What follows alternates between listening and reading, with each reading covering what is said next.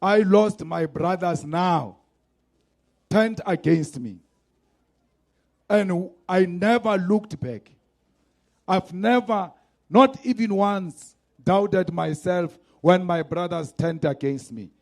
It is not for the first time that the brothers turn against each other. It's there in the Bible. It doesn't start with them. So why should I be a crybaby when they turn against me? You must be rest assured, Murud. Now I'm a living survivor. Now I'm one example. Mo unona lebroto ke o shetse mashaledi ke nna o ke nna mashaledi some reject which was written off and said he is buried. People even wrote books about me and said this boy is done, like they are doing now. But they don't know my faith. They don't know my God. They don't know my ancestors. And I will never be destroyed by that which has never built me.